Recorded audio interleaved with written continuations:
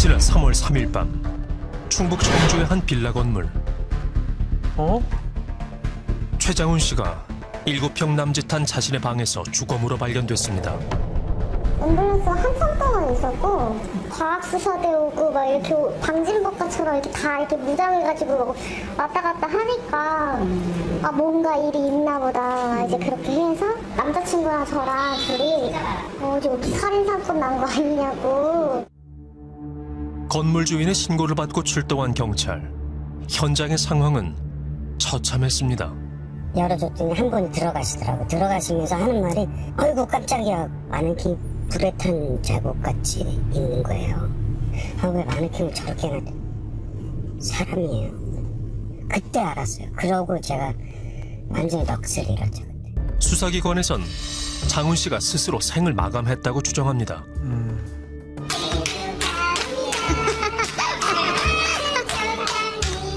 대기업 마트 점장이었던 장훈 씨. 성실히 일한 덕에 승진도 빨랐습니다. 그 친구 연봉이 한 8천만 원? 굉장히 잘 나가는 샐러리맨이에요. 정말 상상도 못했어요. 걔 그럴 애가 아니거든. 걔 정말 그렇게 죽으래 그렇게 나약한 애도 아닌데. 다 사람이 맞나요? 그 친구가. 애들이 다 같이 하는 생각은 하나밖에 없었어요. 이것은 강력 사건밖에 없다. 유족은 장훈 씨 죽음에 강한 의문을 제기합니다. 유족이 추정한 사망 시점은 시신이 발견되기 4개월 전.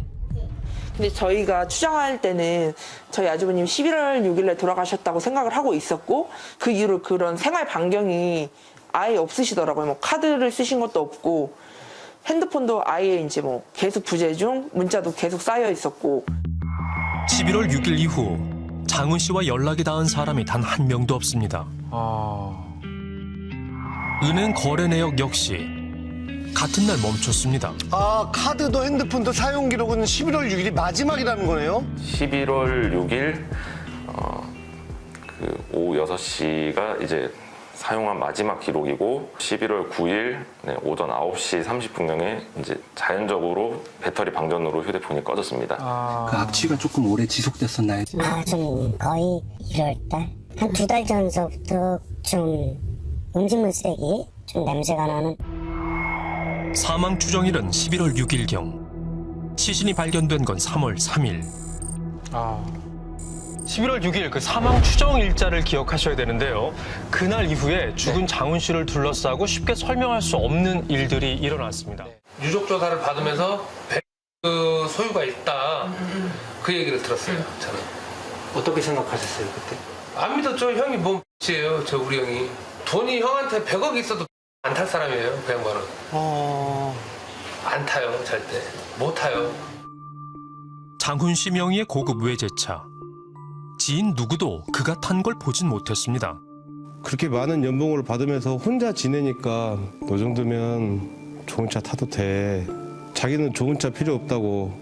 자기는 어머니 모시고 살아야 될 집이 먼저다고. 또 다른 수상한 흔적은 건물 앞 우편함에 남아 있었습니다. 우편함에 좀 우편물이 많이 쌓여 있었어요. 그래서 좀 이상하다 생각은 했었죠. 그게 시기가 대략 어느 정도인지? 겨울 내내 그랬던 것 같아요. 근데 어느 날 보면 없어졌어. 가져가는 걸 저는 알고 있었어요. 왜냐면은 매번 쌓여 있는데 그 다음에 보면 없어지고 했으니까. 진짜로요? 우편물이요? 누군가가 고인의 우편함을 꼬박꼬박 비우고 있었던 겁니다. 너무 이상한데요? 돌아가신 분의 우편물을 왜? 이거 절도라고 봐야 되는데요. 저도 이제 뭐 아무 생각 없이 우리 형 전기를 얼마나 쓰고 뭐 그랬나 하면서 딱 봐봤어요. 봤는데 미납 없음 하고 이렇게 적혀 있더라고요. 네? 이거 뭐지? 이상하다. 전기세는 다 납부를 했어요. 난방비는 납부를 못했어요. 왜냐면 난방비는 그 고지서로 안 날라오거든요. 전기세는 한국전력에서 전기료가 고지서가 이렇게 꽂히는데 난방비는 안 꽂혀요. 매달 우편함에서 통지서를 챙길 수 있었던 전기세만 납입되었습니다. 뭐죠? 진짜 소름 끼치는데요? 저도 소름 끼쳐요. 예. 진짜 죽었는데 어떻게 가능했을까요? 누군가 내지 않았을까요? 그래서 더 무서웠던 것 같아요. 저희 추정하는 날짜가 분명히 11월 6일인데 왜 감췄을까? 왜 자꾸 아주버님이 살아있는 것처럼 만들었지? 시신만 남아있는 방에 전기요금이 납부되는 이상한 상황. 어떻게 된 일일까? 전력공사를 찾았습니다. 전기요금을 이제 납부를 했는데 그거 좀 알고 싶어서. 유튜브 궁금하신 건데요? 싫어요. 지금 돌아가신 상태였는데 어떤 분이 자꾸 전기세를 납부해 주셨더라고요. 그래요? 언제 납부되었는지. 지금 자동이체는 걸려있으신 게 없으시고 자동지체 아닌데요? 15일자로 4개월분이 한 번에 입금되셨거든요? 6월 15일에 한꺼번에 21년 1월 15일에요? 한번 좀 볼 수 있을까요? 이 말이 계좌이체로 됐다는 거거든요. 그 날짜는 1월 15일 이렇게 4개월분이 한 번에 1월 15일. 누군가가 장훈 씨를 대신해 전기세를 낸 건 분명합니다. 저런 경우도 좀 드물잖아요, 그렇죠? 그러게요. 이채일은 사망 추정일로부터 2달 후 죽은 장훈 씨에게 설명하기 힘든 일이 자꾸 일어나고 있습니다. 사망에 직접적 관련 없더라도 사망한 거에 대해서 뭐 숨기려고 했거나 아니면은 진짜 뭐 몇 달 지나서 완전히 부패가 돼서 구건물 해도 솔직히 사인 안 나올 정도 부패가 돼서 숨기려고 했던 완전 범죄를 노린 거 아닌가 싶고. 죽음을 둘러싼 의문들. 단서는 시신이 발견된 날 CCTV에 남아 있었습니다. 고인 시신이 수습되고 있던 빌라 건물 앞. 한 여성이 현장에 나타납니다. 그녀가 단번에 뽑아 챙겨간 우편물은 바로 곧 최장훈 씨의 것이었습니다. 누구죠? 누구죠? 그걸 쓱 빼가더라고. 그럼 그걸 왜 가져가세요? 그랬더니 이거 누구 신고번호로 가져간다고 그랬더니 누구 신고번호입니까? 저 앞에서 사람이 여기 있는 것 좀 가져다 달라고. 누가 그런 걸. 그럼 그분이 누굽니까? 그랬더니 모른대요. 어디 있습니까? 모른대요. 시신이 채 수습되기도 전입니다. 이렇게 다급히 우편함을 비워야 했던 이유는 대체 무엇이었을까? 굉장히 수상한데요? 고인의 우편물을 가져간 그녀를 만나봐야겠습니다. 식당에서 좀 본 것 같아요. 식당에서. 다른 식당. 다른 식당에서 일을 하셨다고요? 그런 것 같은데 얼굴이 많이 있는데. 이렇게 생기신 분이거든요. 예전에 저희 일했던 분이세요. 근데 지금 그만둔 지 한 3개월 정도 됐어요.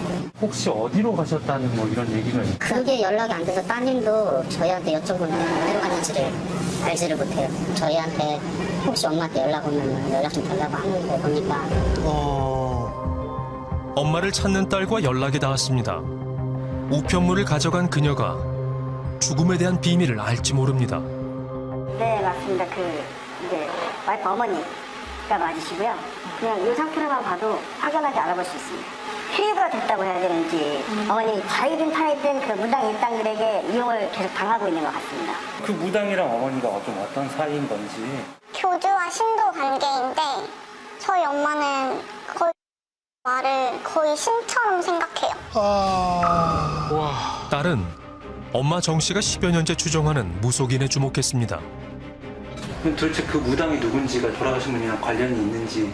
그 무당은 형하고 1년 정도의 만남을 가졌던 여자죠. 무조건 그 무당이 형 죽은 거에 관련이 있습니다. 우편물을 가져간 정 씨는 무당 강 씨의 신도입니다. 그리고 무속인 강 씨는 고인 최장훈 씨의 연인이었습니다. 두 사람이 만난 건 무당 강 씨에게 어머님의 천도제를 부탁하면서였습니다. 형이 이제 마트에서 점장으로 일을 하다 보니까 굿에 쓰는 과일이라든지 술 이런 것을 이제 형한테 가서 사게 되는 거예요. 사면 그럼 5개. 5개만 할까 과일? 과일 또 뭐 있어요? 포도. 다 맛있어? 포도는 맛있죠. 한 3팩? 3팩. 괜찮겠지 보기? 아 그럼요. 이쁘기도 할걸요. 그럼 된 거지? 네. 교제 초기의 대화는 여느 평범한 연인들과 같아 보입니다. 서로 여보라 부르네요. 보고 싶다 그러고 뭐 연인 관계 맞는 거 같아요. 집에서 나와가지고 장훈이하고 그 무속인이 나와서 폼하고 이렇게 있는 걸 봤어요. 자기하고 사귀고 있다고. 진지하게 사귀고 있고 애도 임신했다고 그때. 태어날 아이의 이름은 동훈이. 장훈 씨는 무당을 동훈 엄마라 불렀습니다. 이야. 거의 부부처럼 지낸 거죠. 부부처럼. 초음파 사진이네요. 2차 기형아 검사도 했다고 하고요. 애기 용품을 사야 되는데 같이 가서 고르는 것도 아니고 내가 이미 샀으니 카드값은 당신이 결제를 해라. 뭐 유모차가 쓰일 거라 튼튼하다. 진짜 산 것처럼 뭐 이런 식으로 얘기를 하고. 아이와 관련돼서 병원을 갔는데 뭐 이런 검사를 받으면은 지금 뭐 해서 100얼마로 깎았다. 출산용품의 검사비, 수술비까지 장훈 씨가 보내야 할 돈은 자꾸 늘었습니다. 그리고 밝혀진 사실. 그 아기는 어디 있어요? 무슨 얘기요? 동훈이. 동훈이 어디 살아요, 동훈이가? 어머. 나 손주다고요. 들어봐요. 문자 내용 보면 당신 기다리다 죽었어요. 장훈 씨의 아이 동훈이는 존재하지 않는 아이였습니다. 무당 강 씨는 임신한 적조차 없었던 겁니다. 장훈 씨와 무당 강 씨가 사귀기 전 그녀와 교제했던 남자를 만났습니다. 오 씨 역시 비슷한 피해를 당했다고 주장합니다. 솔직히 말해, 오빠 나 퇴원을 해야 하는데 병원비가 없다는 거예요. 그러면 제 생활비 40, 50? 딱 이렇게 해놓고서는 나머지는 막 계속 월급하면 보냈던 거예요. 너무 잡았는데. 무당 강 씨는 오 씨의 명의로 고급 승용차를 빌렸다는데요. 차량 비용부터 공과금까지 모두 그의 몫이었답니다. 계속 제가 연체에다가 과태료에다가 계속 냈으니까요. 2월까지, 이번 2월까지 계속 냈으니까 사람한테, 연인이라고 하는 사람한테 이용당하고 내 남자의 모든 것을 다 이렇게 헌신했는데 배신을 당하면은 좌절하게 하죠. 형 명의의 외제차는 어떻게 관리된 건지 할부금을 담당하는 금융업체에 연락해봤습니다. 그런데 여보세요?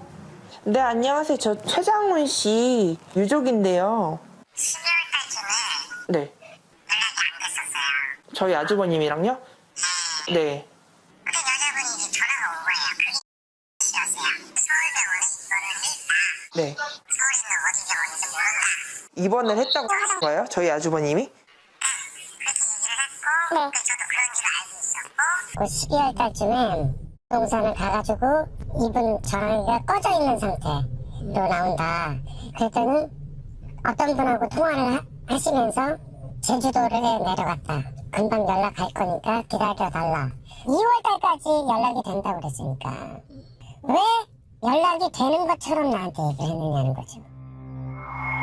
사망 추정일인 작년 11월 이후 무당 강 씨는 장훈 씨가 서울에 갔다고 했습니다. 누군가는 장훈 씨가 제주도에 있다고 한 상황. 제일 먼저 발견할 수 있는 사람은 건물주예요. 그렇잖아요. 근데 건물주한테조차 제주도 갔다. 살아있는 것처럼 동선 자꾸 어디 가 있고. 동선을 만들고 살아있는 것처럼 했지. 12월 장훈 씨 행방의 진실은 무엇일까? 장훈 씨 시신이 발견된 3월 3일 밤 무당 강 씨와 함께 있었다는 부부를 만났습니다. 박 씨는 강 씨의 신제자입니다. 이들에게 그날 밤의 상황을 들을 수 있었습니다. 돌아가시게 된 거는 언제쯤 아시게 됐을까요? 3월 3일, 정확하게 3월 3일이네요. 3월 2일 날 기도를 갔기 때문에 저희가. 근데 갑자기 전화를 받으시더니 정말 솔직히 입술이 파래지셨었어요. 그러니까 언니가 너무 놀라셔가지고 움직이지를 못하셔가지고 저희 집에 계셨어요. 그냥 솔직하게 말씀드리는 거지만 이제 계셨어요, 저희 집에. 무속인 강 씨는 시신 수습 당일에서야 장훈 씨가 사망했다는 사실을 알았다고 주장합니다. 3월 이전에는 몰랐다는 그런 입장이네요. 사망 소식을 들은 밤 무당 강 씨는 부부의 집에 있었습니다. 장훈 씨의 원룸과 차로 1분 거리였습니다. 다른 누구도 아닌 연인의 시신이 수습되던 현장. 그때 우편함을 비워야 했던 이유는 무엇일까? 돌아가신 분의 우편함을 뒤지더라고요. 누가 시켜서 우편함을 뒤졌다. 네, 경물을 빼왔다. 네. 그게 시간이 좀 한 20분인가 20분인가 지나니까 이제 저희 집으로 왔어요. 7시쯤인가 갖고 부처가 여기 있었는데 통화를 해요. 우편물을 좀 갖고 온나. 우편물을? 네, 갖고 온나. 왜요? 무당 강 씨에겐 여동생 강선미 씨가 있습니다. 장훈 씨에겐 처제와 다름없는 사람이었는데요. 3월 3일 밤 강 씨의 동생 역시 무당 일행과 함께 있었습니다. 그녀가 신도 정 씨에게 전화해 장훈 씨의 우편물을 챙겨오라 시켰다는 겁니다. 어떻게 시신을 수습하고 있는 현장에서 그때 우편물을 가져오라고 하는 말이 좀 납득이 안 되는데 왜 우편물을 갑자기 빼오라고 하는 거예요? 그것도 저기 촬영 때문에 고지서 때문에 그거를 빼오라고 한 거였거든요. 예? 이걸 안 내면 이 같은 경우에는 바로 이렇게 차량을 끌고 간다고 그렇게 들었거든요. 시신 수습하는데 비용이 지금 중요한 게 아니잖아요. 저 고지서를 빼오라고 할 때는 좀 이해는 안 됐죠. 저희 입장에서도요. 장훈 씨 명의의 외제차를 타고 다닌 무당. 차량 할부금이 밀리는 게 걱정됐다는데요. 그래서 시신이 수습되던 밤 고지서를 챙겨와야 했다는 겁니다. 아니 상식적으로 사람이 죽은데 이게 말이 안 되잖아요. 심지어 자신의 연인인데요. 아유 세상에 참. 사망 소식에 대한 충격으로 꼼짝도 하지 못했다는 이들. 종합해 보면 충격받아서 현장에는 못 갔지만 우편물을 빼앗다. 이렇게 해석되네요. 이날 밤 무속인 일행의 행동에 대해 전문가들은 어떻게 생각할까? 당장 쫓아가야지 정상 아닌가요? 남자친구의 시신이 있는 곳으로 쫓아가야 정상이죠. 3개월 동안 걱정한, 4개월 동안 걱정한 여자친구의 모습하고는 거리가 멀죠. 왜 갑자기 우편함에 우편물을 걱정하게 되는 거죠? 이해가 안 돼요. 우편물 같은 거를 치우거나 아니면 뭐 훼손하는 행위 같은 경우는 감정적인 행동하고는 거리가 멀고 어떤 실용적인 목적, 예를 들면은 뭐 자취를 없앤다거나 아니면 자취를 넣은다거나 그런 행동들에 가깝지 않을까. 아이고. 연인의 죽음을 처음 한 사람의 행동으로 보기엔 석연치 않다고 합니다. 어렵게 무속인 강 씨와 연락이 닿았습니다. 뭐라고 할까요? MBC 실화탐사대라는 프로그램의 정명훈 PD라고 하는데요. 저를 왜 찾으시는 건데요? 최장훈 씨 아이를 이제 임신하셨다고. 안 했어요. 네? 안 했다고요. 임신을 안 하셨다고요? 네, 안 했고요. 거짓말까지 하시면서 돈을 가다가 이유는 없잖아요. 사람이 자기가 좋아서 돈을 준 건데 마지막으로 그러면 연락이 닿으셨던 때가 언제세요? 11월 달에요. 11월 달에요. 연락이 갑자기 안 됐어요. 계좌이체로 1월 15일에 전기세를 납부를 어떤 분이 해주셨더라고요. 그게 선생님이세요? 생겼어요, 동생이. 아니 이상하잖아요. 사실 연락이 끊긴 남자친구인데 전기세를 굳이 내주실 이유는 없잖아요. 아니 진짜 그게 아니 이유가 왜 없어요, 피디님. 당연히요. 어디 가 있는 줄 알고 내주면 안 되는 거예요? 경찰서 가서 알아보시라고요. 다 써있으니까요. 경찰서가 중요한 게 아니라 어떤 일이 있었는지. 선생님께서 가서 알아보시라고요. 선생님께서는 최장훈 씨 죽음에 지금 책임이 없다고 지금 말씀하시는 건가요? 네.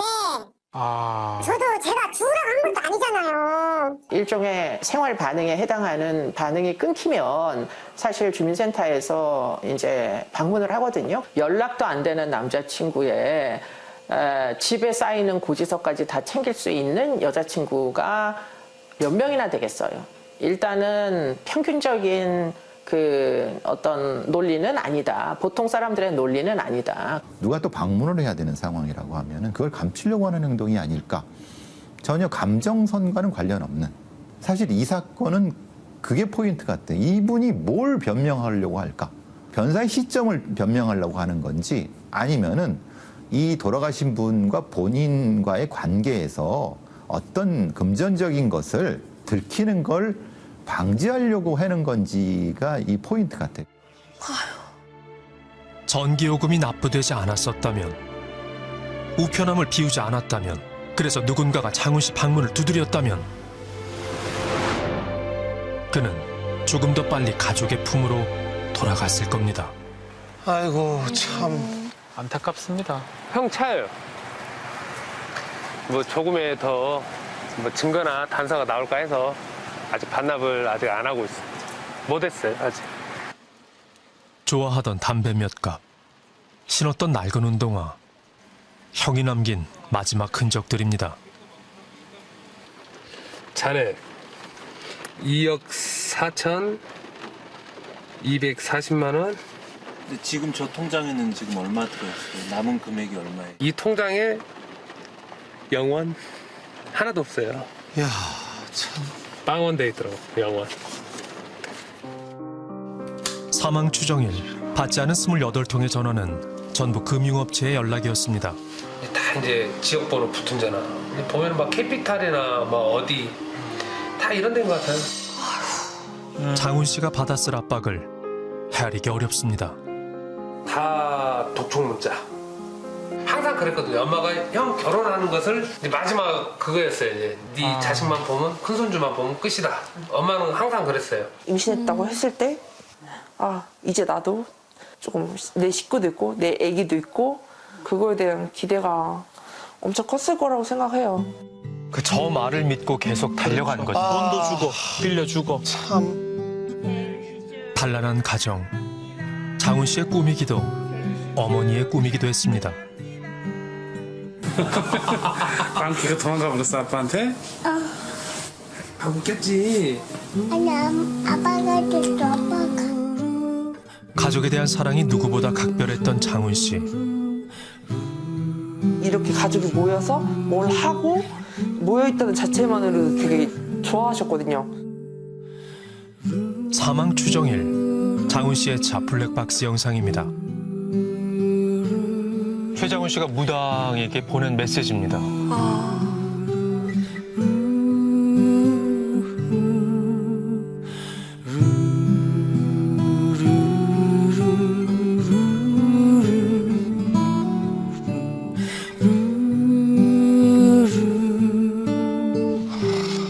이날 저녁 무당 강 씨와의 통화를 끝으로 장훈 씨는 세상을 떠났습니다. 살 이유를 잃어버렸다는 그의 마지막 메모.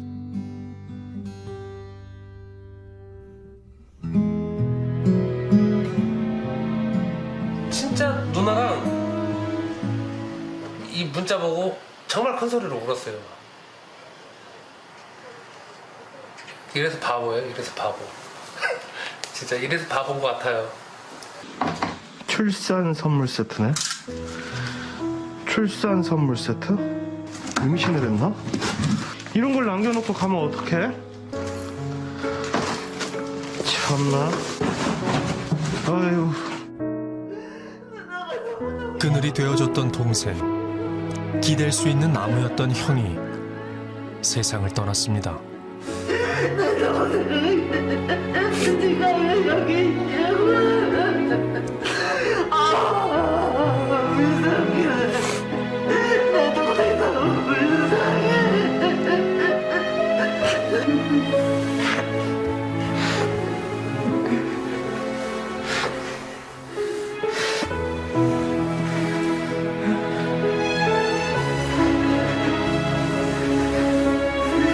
좀 펭귄같이 해봐요.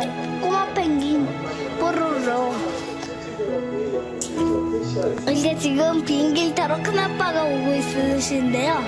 예쁜 포즈를 짓고 오시네요. 남은 의혹들이 다 풀리고 고인이 안식을 얻길 빕니다.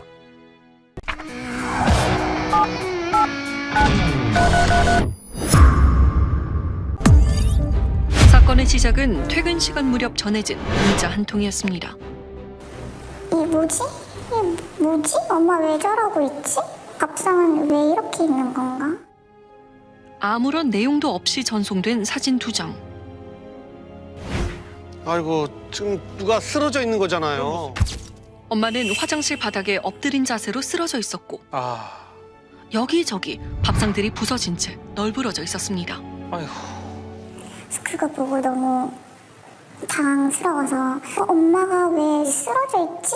저희가 서울에 있었고 엄마는 강화에 있었고 그래서 이거 아무래도 좀 안 될 것 같다. 다급하게 신고는 했지만 설마 무슨 일이 있을까 싶었는데 화장실 바닥에 누워 있었거든요. 코 쪽이나 이쪽에 이게 출혈이 다 말려 있는 걸 봤거든요. 가는 도중에 그 병원에서 연락이 왔고 큰 병원으로 이송을 해야 될 것 같다. 아마 돌아가실 것 같다. 마음의 준비하시고 집안 어르신들 다 불러라. 상황은 더 긴박해졌는데요. 엄마의 상태는 생각보다 위급했습니다. 양쪽 동공이 다 열린 상태셨고요. 의식이 매우 낮은 상태, 사지 전체가 마비가 되어 있고 수술이 당장 필요한 상태였습니다. 외상성 경막하 뇌출혈이었습니다. 외상으로 인한 뇌출혈. 외부에서 충격이 있었다는 거네요. 수술을 했지만 엄마는 혼자서 아무것도 할 수 없는 식물인간 상태가 되고 말았습니다. 엄마. 아휴. 문자가 온 그날 저녁, 엄마에겐 어떤 일이 있었던 걸까? 새아버지요. 엄마랑 같이 살고 있는 새아버지로부터의 문자였어요. 아이고. 쓰러진 엄마를 처음 발견하고 사진을 보낸 사람은 다름 아닌 새아버지였습니다.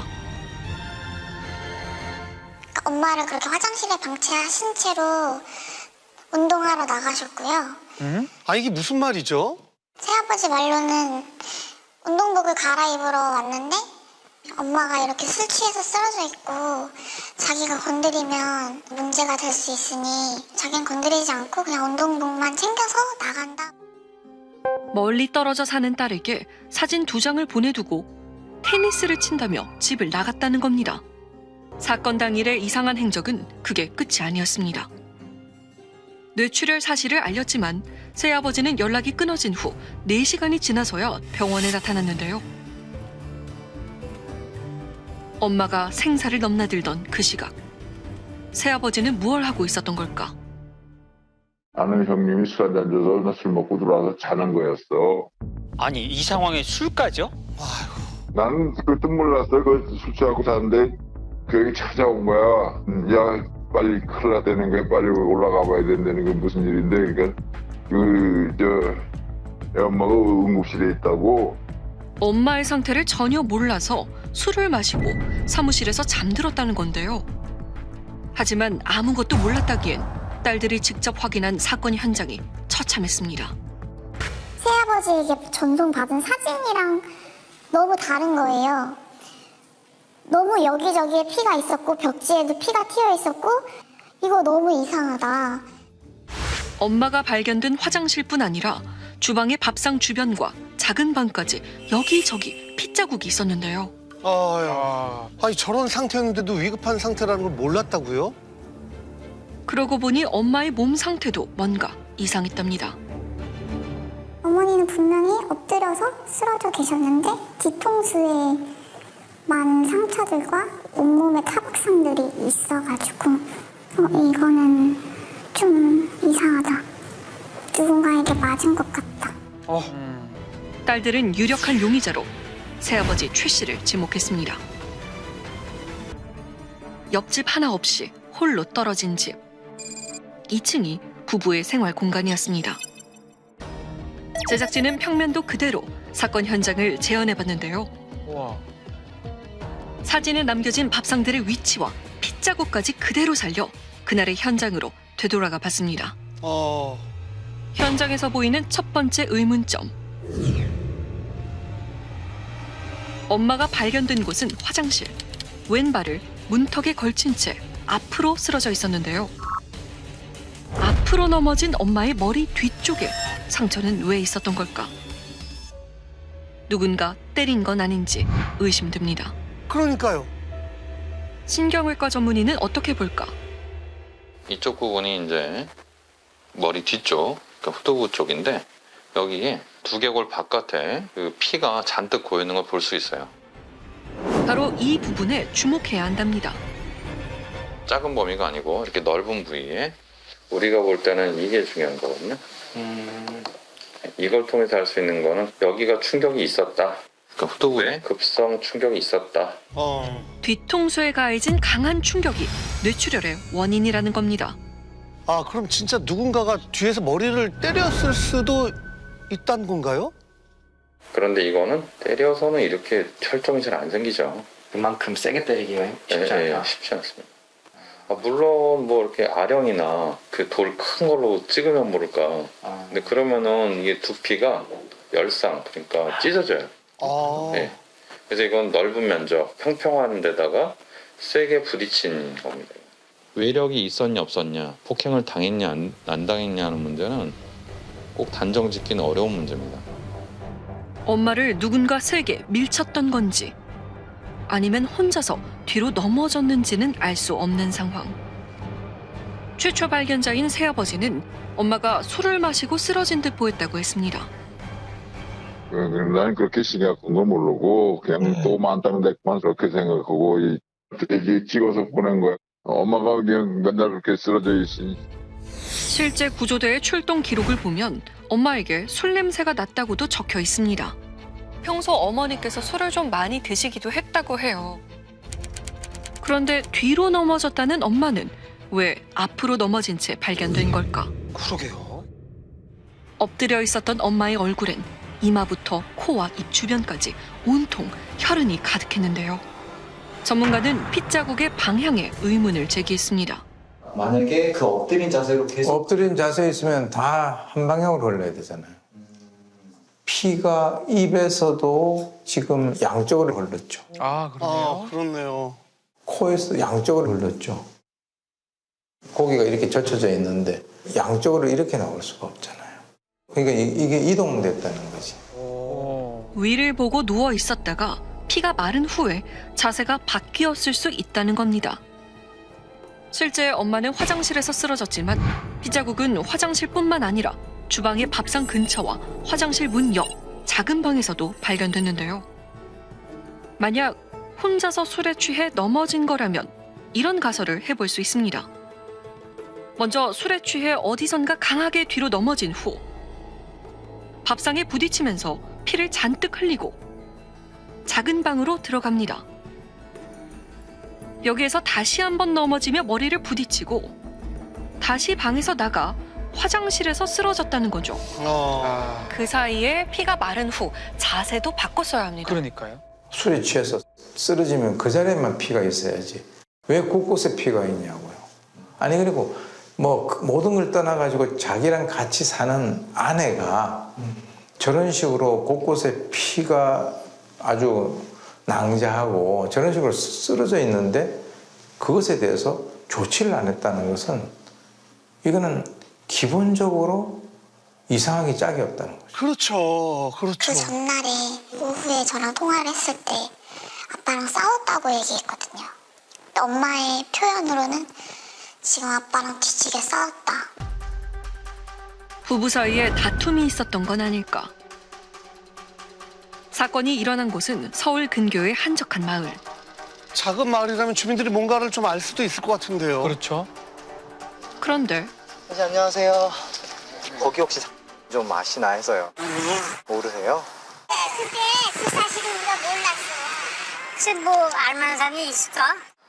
아는 사람이 없네요. 무슨 일 있는지는 이쪽에선 아예 몰라요. 아예 몰라. 그리고 딱 거기 건물들만 그렇게 딱 혼자서 외딴섬처럼 있어가지고. 그러던 중 제작진은 엄마 혜숙 씨의 결혼 생활을 잘 알고 있다는 지인을 만날 수 있었습니다. 그런데 한 번 맞았어요. 이게 한두 번이 아니에요. 지금 병원에 내가 입원시킨 적이 한 번 있고 남이 얼굴을 알아보지 못할 정도로 막 그냥 뭐 얼굴이 막 엉망이 되고. 언제 한 번도 때려서 맨발로 도망을 갔는데 얼른 그 남편이 와가지고 여보 여기 자기 왜 있어? 그리고 어깨를 이렇게 탁 감싸고 간대요. 사람들한테는 안 때린 것처럼. 이런 상황을 담기 위해 병원에서 녹음하는 법까지 배웠다는 혜숙 씨. 검정이 촬영이니까 빨강을 눌러라. 응, 빨강을 눌러라. 검정색이 된 게 촬영이다. 혜숙 씨 핸드폰엔 녹음 내용이 일부 남아있기도 했습니다.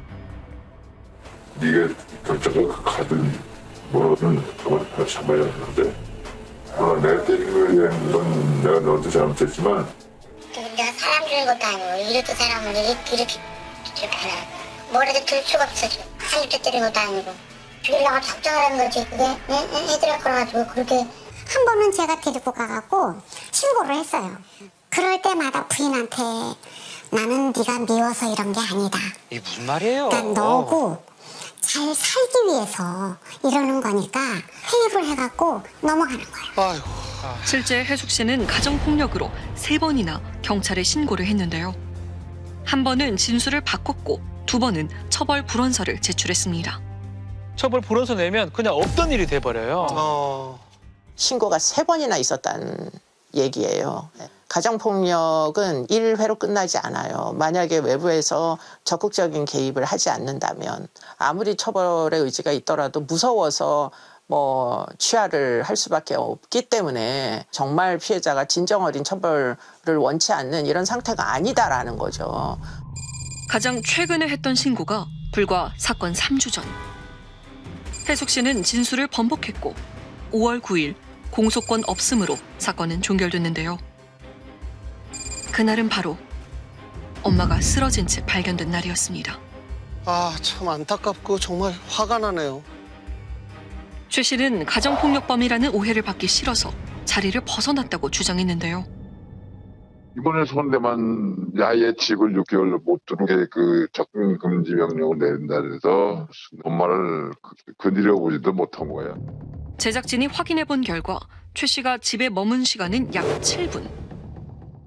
만일 폭행이 없었다고 해도 그는 7분 동안 쓰러진 아내를 그대로 둔 채 운동복을 챙기고 책임을 피할 사진만 찍었다는 겁니다. 굉장히 비정하다, 공감 능력이 매우 떨어져 있다라고 볼 수 있는데 제 발로 걸어서 갔어? 이걸 2번 정도 확인을 했다라고 하거든요. 보통 이렇게 물어보는 경우는 제 발로 들어가지 못했을 것이다. 피해자가 굉장히 안 좋은 상태다라는 걸 알고 있지 않았을까. 구호 조치를 행해함에도 불구하고 그냥 본인이 회피해버렸다. 그것만으로도 저는 충분히 책임이 있다라고 생각합니다. 바로 엊그제 같은데 어느덧 6개월이 흘렀습니다. 입원할 수 있는 기간이 최대 6주여서 오늘이 딱 6주째 돼서 이제 다른 병원으로 옮겨야 되거든요. 엄마는 여전히 생사의 갈림길에서 기적처럼 하루하루를 버티고 있는데요. 누구도 딸들에게 그날의 이야기를 들려주는 사람은 없습니다. 새아버지에게서는 이제 연락도 오지 않는다고 합니다. 어떻게 저럴 정말 수가 있죠? 형식적으로라도 내가 좀 빨리 신고했으면 좋았을 텐데 미안하다라든지 그런 식의 사과도 하나도 없었어요. 내가 더 잘해줬어야 되는데 미안하다라든지 그 어떠한 사과도 하나도 없었어요. 사건 이후 새아버지 최 씨는 어떻게 지내고 있을까? 집에 찾아가 봤지만 만날 순 없었는데요. 그에 대한 소문만은 무성하게 들려왔습니다. 위원장을 맡고 있어요. 병원에 누워있는데 어디 여행을 갈 계획을 세워가 사람들이 다 의아해했대요. 어떻게 마누라가 뇌사 상태로 있는데 여행을 가느냐. 사건 후에 혹시 직접 보신 적은 있으세요? 봤어요, 여러 번. 막 돌아다녀요. 사람들한테 인사도 하고 자기는 결백하다는 둥 그러고 다니고 있어요. 아내가 쓰러진 건 5월 9일. 하지만 채 한 달도 되지 않아 최 씨는 지역신문에 나올 만큼 마을 일에 적극적이었는데요. 아무 일도 없다는 듯 평범한 일상을 사는 것처럼 보입니다. 아니 아내가 생사를 헤매고 있는데 어떻게 그럴 수가 있죠? 그가 빠지지 않고 참석한다는 자치위원회 원래 회의 날 그를 찾아가 봤습니다.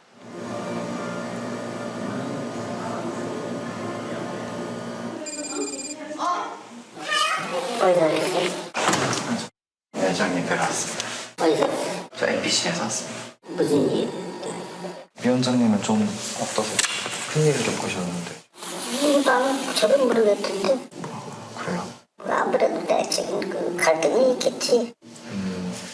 표현을 안 하니까 그럼 물어볼 수도 없고. 그런데 회의가 끝나고도 한참 동안 모습을 나타내지 않는 최 씨. 위원장님. 최 씨가 나오길 기다리던 제작진. 그런데 아이고 아무도 없네요. 위원장 명패까지 다 준비가 되어 있었거든요. 벌써 어디론가 사라져버린 건 아닌지 싶던 그때. 왜요? 회의실 한켠에서 인기척이 들립니다. 부스럭부스럭 거리네. 무슨 소린 거죠?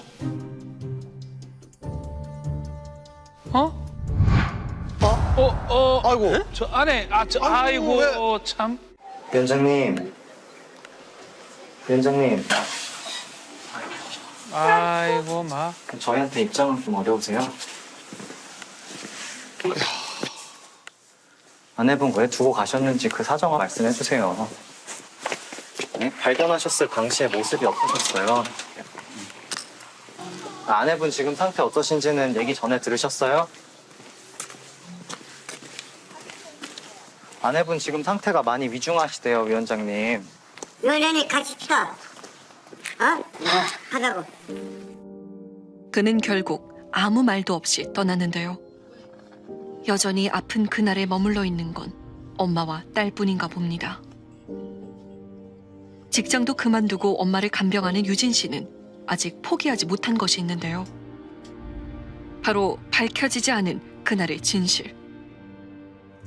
100장이 넘는 사건 일지를 지금까지 써나가고 있답니다.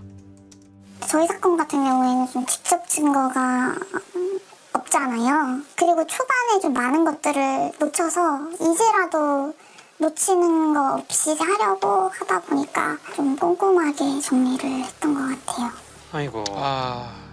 당시 출동했던 경찰의 사건 처리 기록을 보면 현장 상황이 사진으로 잘 남겨진 것 같지만 유진 씨가 받은 자료는 부조하는 사진 3장이 전부였습니다. 집안 곳곳의 핏자국에 관해선 전혀 언급이 없었는데요. 사건 최초 발견자인 새아버지 최 씨는 한 달 후에야 첫 진술 조사를 했습니다.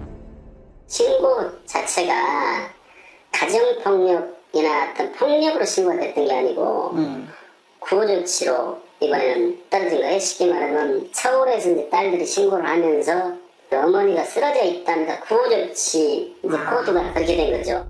신고를 받고 출동한 경찰은 지금까지 3번이나 가정폭력 신고가 있었다는 걸 몰랐다고 합니다. 왜 그런지 아세요? 파출소에 현장 출동하는 경찰들은 그 과거력을 열람할 수가 없어요. 권한이 없어. 퍼스널 히스토리가 오늘날 요 사건을 일으키는 사실은 이유가 되는 거 아니에요. 이제 3번이구나 라는 걸 알아야 적극 개입을 하든 무슨 수사로 사건화를 하든 가정폭력 사건에 대한 처리 절차에 어떻게 보면 좀 부조리함 때문에 피해자가 이런 위험한 지경에 처했을지도 모른다. 엄마에게 지금과는 다른 삶의 기회는 없었던 걸까? 뭐라고? 네가 있으니까 너무 내가 있으니까 너무 힘들다. 죄책감이 제일 컸던 것 같아요. 아이고. 근데 엄마가 참 외로웠겠구나. 저한테도 신호를 몇 번 보내주셨는데 그거를 알아차리지 못했어서 제가 막 재훈이라 그렇지 우리 아빠 같은 사람 어딨어 이러면은 엄마가 사람 일은 다 모르는 거다. 뭐, 너가 모르는 게 있어. 뭐 이런 식으로는 말씀을 하셨었거든요. 딱 든든하잖아. 더 울타리가 되잖아. 사람 일은 모른단다. 시간을 되돌릴 수 없다면 기적처럼 엄마가 일어나 못다한 그날의 이야기를 전해주길 딸은 간절히 바라고 있습니다.